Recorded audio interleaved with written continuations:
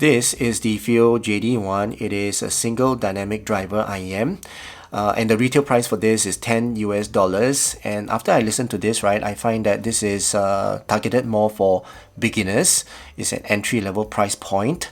For those of you who have never heard of an IEM, this may be a starting point. For the more advanced listeners, this will sound pretty average to you and more of a common tuning as well. This is V-shape tuned with a bass boost. And yeah, it's a pretty resolving IEM at $10 US. Now, in terms of the specs for this has got an impedance of 24 ohms, sensitivity of 109, and the frequency range is 20 to 20,000 hertz.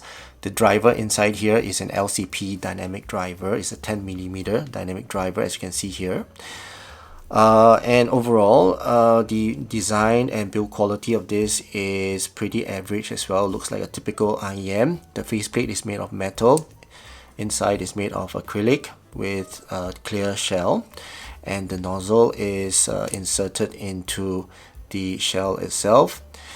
In terms of the accessories, it's a pretty basic accessory as well. This is the budget cable that comes with, but it does come with a microphone, right? So you can actually make phone calls with this earphone and play your games as well. And the ear tips is pretty generic. It's a very basic ear tip as well, so nothing special about the ear tips. But for beginner set, I guess you can't ask for much. Now, in terms of the fit and comfort for this, is very comfortable and it fits my ear very well. Okay, gives me a very good seal. It doesn't wobble around, as you can see. Very good fit, very typical shape. It's got a fin that holds the IEM in place. It's not a very aggressive fin as well. If you take a look at this fin here, right, this fin is not a very aggressive fin. And the ear hook is okay, it works, but it doesn't look nice. But yeah, in terms of fit and comfort, it's very good.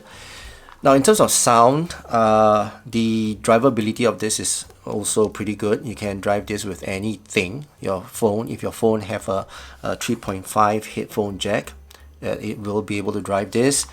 But I tried it with my dongles, my DAPs, amps and all that. It works fine, so you can drive this. All right. In terms of gear matching, is more for casual sound. So if you have iPods, Sonys, those will suit this pretty well. Okay. Now, in terms of tone and timbre, this is warm, fun, casual, musical as well. So it's a very typical V-shaped casual listening type of tone and timbre. Technical performance wise, resolution is average. It's not the most resolving IEM. It's $10. I don't expect much. It's a little bit grainy on the resolution side. The production of the sound. Soundstage is average. Also, it's not the widest. It's quite closed in, quite intimate as well. Sound separation is good though. Imaging is also pretty precise. Detail retrieval is not fantastic. It's not a detail monster, so most of the details are actually veiled by the bass which I'm listening to, but it's quite okay, above average in terms of detail retrieval. So overall, I think for $10, yeah, pretty average performance for this set. Don't expect much for $10. In terms of sound signature, I'll post the graph somewhere up here, and if you look at the graph, it's a V-shaped tuned IEM. The sub bass and mid bass are pronounced and elevated, and the treble is actually elevated as well, so you get a valley in the middle. The sub bass has got good extension. You can feel the rumble. You can also hear that rumble is textured, very colored and warm type of rumble. The mid bass is impactful and it bleeds into the mids, and also it's quite a muddy bass. It's not a fast bass. The transition to the mids is actually pretty smooth, but it bleeds into the mids. In terms of mids are recessed. The clarity of it is clarity and detail and definition of the mids are not as clear as some of my other IEMs in comparison, but it's actually pretty forward, with the help of the treble. So instruments like the pianos, they sound pretty earthy as well, pretty warm at the lower end. And the violins, they sound pretty intense also with the help of the treble. Male vocals, they sound musical and warm and pretty forward as well. Female vocals, they sound bright, a bit energetic for female vocals, and also a little bit laid back.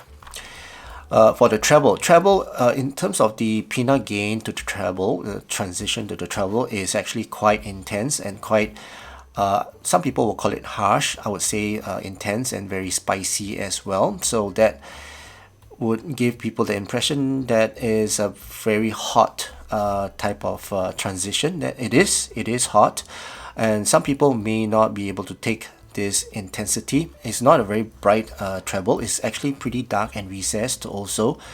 So when I listen to this, the intensity is there, the harshness is there, but the sibilance is not there.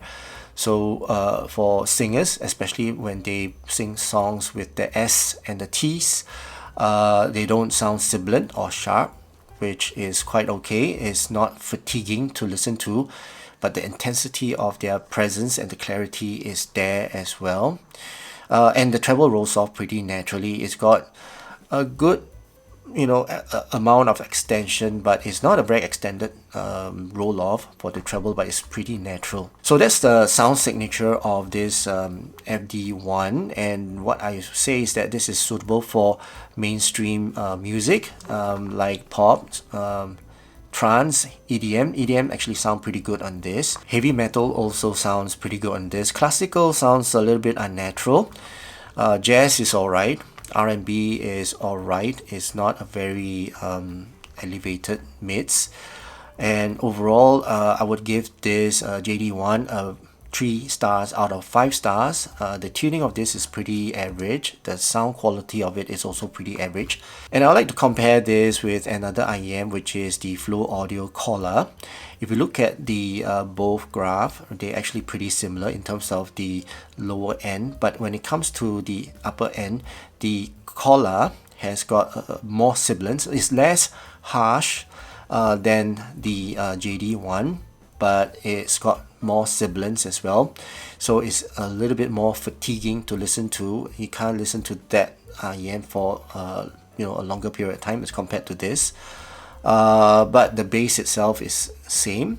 The mids is also the same as the JD1. So I would say the soundstage on the collar is wider technically. I would say both of them, they actually perform pretty averagely together. And I would say, yeah, the collar would sound a little bit brighter than this JD1. Alright, so that's my quick comparison with the collar, and that also concludes my overall impression of this FiiO JD1. I hope you guys enjoyed watching this video, and if you did, please give this video a thumbs up, and also please don't forget to subscribe to my channel. That's it for now. I hope you guys have a great day ahead, and I'll see you again in my next review. Cheers.